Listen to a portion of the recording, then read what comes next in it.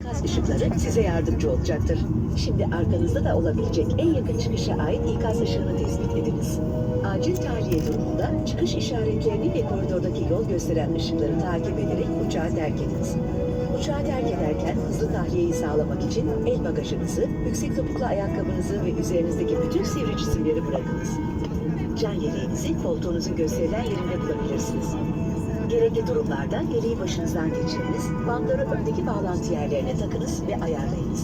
Can yeleğini uçağı terk etmeden hemen önce kırmızı kollardan çekerek, şişmezse lastik boru veya borulardan üfleyerek şişiriniz. İşaret ışığı suyla temas ettiğinde yanar. Bebeklerinize can yeleği kabin ekibi tarafından verilir. Lütfen sadece acil bir durumda bebeğinize can yeleğini giydiriniz ve hemen şişiriniz. Çıkışlarda kabin ekibi tarafından acil bir durumda aktif hale getirilecek otomatik şişen kaydıraklar bulunur. Kalkış ve iniş öncesinde güneşliğinizi açık, masanızı kapalı, koltuğunuzu dik duruma getiriniz. Ayak desteği, ekran ve kumandanızı yerine yerleştiriniz. İlginiz için teşekkür ederiz. Daha fazla bilgi için koltuk cebinde bulunan emniyet kartını okuyunuz. Uçuşunuz boyunca lütfen tüm uyarı işaretlerine ve kabin ekibinin yönlendirmelerine uyunuz. Keyifli yolculuklar dileriz. Engelli yolcularımız kendilerine özel hazırlanan emniyet filmini Uçak içi eğlence sisteminde bulabilir veya daha fazla bilgi için kabin ekibiyle iletişim kurabilirler.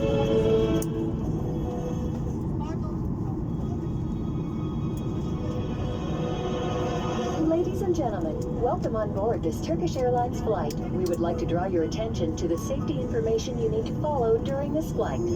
Please stow your hand luggage carefully in the overhead compartments. You can place smaller items under the seat in front of you. When the seatbelt sign is on, please fasten and adjust your seatbelt as shown. Keep your seatbelt fastened and visible until the seatbelt sign is off. When needed, you can release it as shown. Before the flight, extension and loop belts are given out by the cabin crew.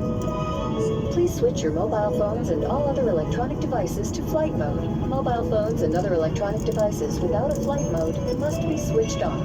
Before takeoff and landing, please unplug all your electronic devices. Smartphones, tablets, and other small devices may be held, but laptops and larger devices must be stowed in their cases in the overhead compartments or under the seat in front of you. If your device is lost or falls into the seat structure, do not move your seat. Just call a member of our cabin crew. It is illegal to smoke on this flight, including electronic cigarettes. It is also strictly prohibited to smoke in the lavatories, which are equipped with smoke detectors. Should there be a loss of cabin pressure, oxygen masks will drop down automatically. Pull the nearest mask. Place it over your nose and mouth. Pull the straps to adjust your mask and keep breathing normally. Make sure your mask is well adjusted before helping others. Emergency exits are located on each side of the cabin at the front, center, and rear. The exit signs will help you locate them. Take a moment now to locate your nearest sign, which may be behind you. In the event of an emergency evacuation, leave the aircraft following the exit signs and the illuminated path along the aisle. To ensure a quick evacuation, please leave behind all hand luggage, high heels, and sharp objects. You will find your life vest attached to your seat as shown. If needed, slip it over your head, attach the straps, and tighten it. When you reach the exit, inflate your life jacket by pulling the red toggles or by blowing into the tube or tubes. The light will come on when in contact with water. The crew will provide life vests for infants. Please only put the life vest on your infant in an emergency situation and inflate it immediately. Exit doors are equipped with automatically inflating slides, which the crew will operate in case of an emergency. Before takeoff and landing, please make sure that your window blind is open, your tray table is closed, and your seat back is fully upright. Please stow your footrest, video screen, and handset.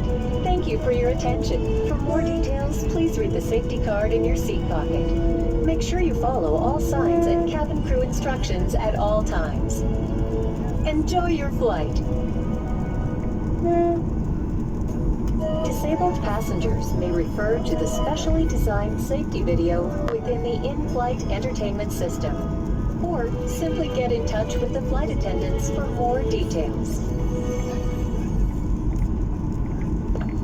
Sayın yolcularımız, oksijen maskesini kullanmanız gereken Cabin crew visit for takeoff each time. ve kullandığınız koruyucu maskeyi ve varsa güç süperliğinizi çıkarınız. Teşekkür ederiz. Dear passengers, in case you need to oxygen mask, remove your protective medical mask and face shield if needed. Before putting the oxygen mask, thank you.